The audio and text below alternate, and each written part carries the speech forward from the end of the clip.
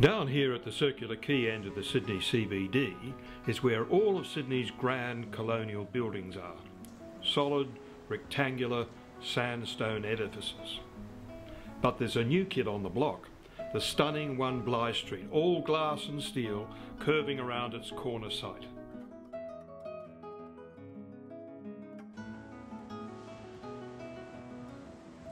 But I'm actually here to see what the dynamics are inside the building.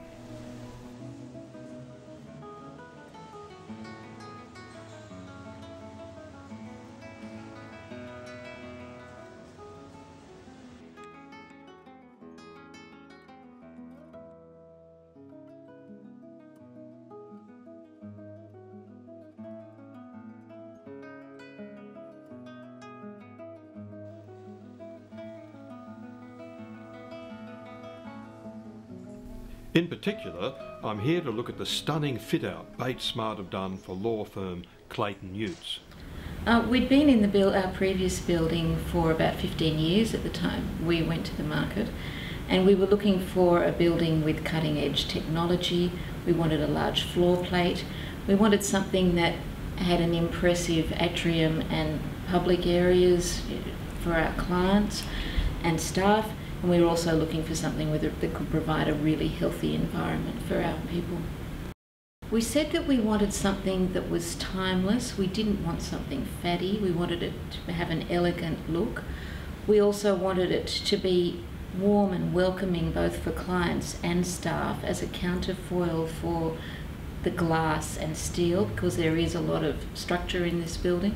Now, tell me about the journey to number 1 Bligh Street, because I know it was quite a long journey. So how did you come to end up this particular building? We got many submissions and we went through all of those. We looked at quite a lot of buildings, and it was number 1 Bligh Street that really fitted the bill best. And so we went through all of the plans and specifications, did a lot of due diligence on the services in particular, and then we negotiated a heads of agreement with Dexus, which took about 6 months, and then about another 6 months negotiating the agreement for lease. Our focus groups told us that our lawyers wanted offices, not open plan, but we wanted to be able to achieve the connectivity, lines of sight and transparency that you get with open plan within an office environment. And I think the design that Bates Smart came up with, which took a while and is quite innovative with a radial display of offices as well as perimeter offices, I think that achieved the best of both worlds of open plan and offices. For interior architects Bates Smart, the challenge was to come up with a design which would not only serve the present needs of Clayton Utz, but as Project Director Simon Swaney explains, also their future needs. So their brief looked at their core values, which are about transparency, integrity, and in addition to that, what they're really seeking to do was to try and find a more egalitarian basis for the practice of law. So in terms of the brief, we talked much about the idea of connectivity within the tenancy, the idea of equality and people getting equal benefits of natural light and outlook. And so there is really this whole concept is layered into the tenancies as it emerges.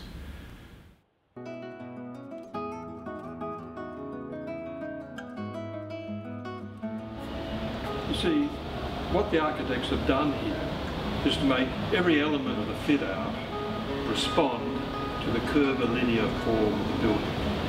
And this applies to everything, to the sofas, to the timber elements in the ceiling, even the floor tiles, along with all manner of meeting rooms, breakout areas and pots like the one I'm in at the moment.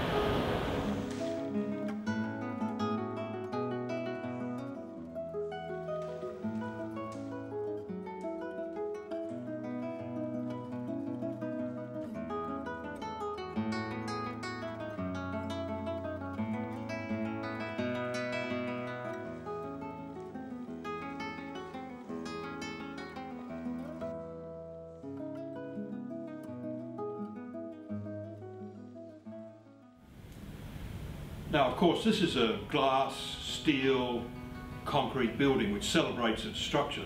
So it was important to warm it up a little bit. And what Bates Smart have done here is to give it that warmth, humanise it a little bit, for example with these beautiful detailing like this lovely timber finish on the walls and the elegant Corian hard surfaces.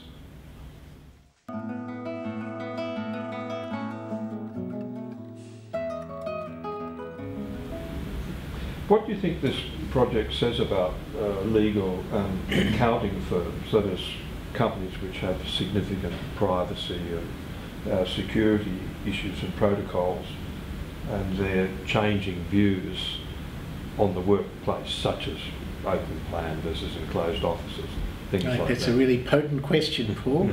That's a difficult one, and I'm sure all designers and architects are confronting that at many levels. In professional services, there's no doubt that the challenge is about maintaining some degree of acoustic privacy, about trying to enable people to do the focused work that is very much a part of particularly legal practice, and to address issues of confidentiality. I think this building offers that because of the way it's configured in terms of the segregation of floors and so on. But equally, the Clayton Utz did come to the decision that they would continue with an office-based environment to address those concerns. But I think importantly what they've done is to standardise the forms of accommodation. So whilst they still have offices, they still have the flexibility that they may want to be able to regroup, establish Chinese walls, to have different groups operating as it would occur within each of the floors. But it's not all work and no play. The breakout areas are lively and respond to the form of the building and to the central atrium. Even the library becomes a feature, forming an integral part of the main cafe area.